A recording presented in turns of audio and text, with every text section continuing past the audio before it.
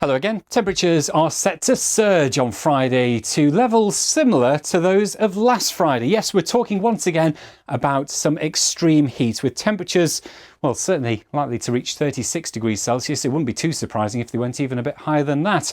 And this really is unusual for our country. Now, if we look at the last 10 years of August, these are the maximum temperatures, and you can see it's not unusual to see temperatures above 30 degrees, but 36, well, we've not seen anything as hot as that in the last decade, so it looks like being the hottest August day for 10 years or so. Now, looking at the weather in detail, for England and Wales, there's going to be much more sunshine around than there was on Thursday, and a hot, humid feel to the weather, particularly towards the southeast.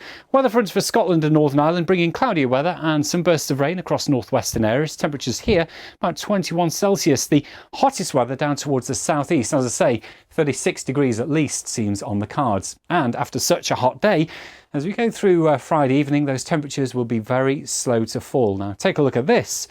Friday night, this is 11 o'clock and temperatures in London still up at 27 degrees. It's going to be a very uncomfortable night's sleep ahead. And that really is a theme of what we've got to come over the next few nights. Now, I'll talk about that. Something known as tropical nights. Well, this is where minimum temperatures stay at or above 20 degrees Celsius overnight. Now, according to the Met Office, between 1961 and 1990, there were 8 tropical nights.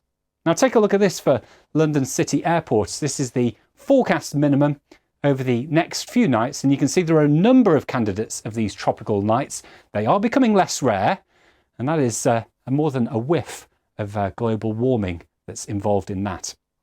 Now, into the weekend, we've got more of that hazy sunshine to come across the UK. It stays hot and humid, particularly across a good chunk of England and Wales with very warm nights. Further northwest for Scotland and Northern Ireland, still warm, still some sunshine, but it never gets that humid. So for Saturday, we start off with plenty of sunshine for many areas. The early morning cloud that you might see across northern England and North Wales will tend to thin and break with time, and it will become very hot and humid again, particularly across England and Wales. Highs of 34 or so around the London area. Always fresher, more comfortable, but still warm in the sunshine for Northern Ireland and for Scotland. Now, for Sunday, the winds may well change direction a little bit, bringing some slightly fresher conditions to some of our eastern coast. A lot of dry weather with sunshine. There could be a few isolated showers bubbling up through the afternoon. You'll be pretty unlucky to see any of those. Temperatures, again, reaching the 30s.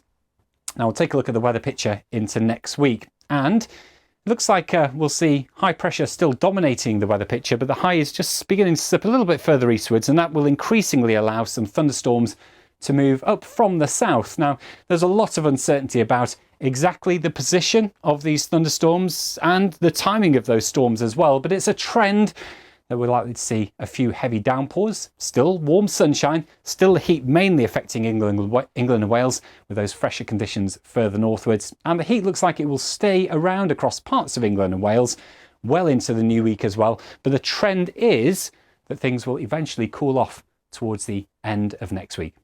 That's your latest weather.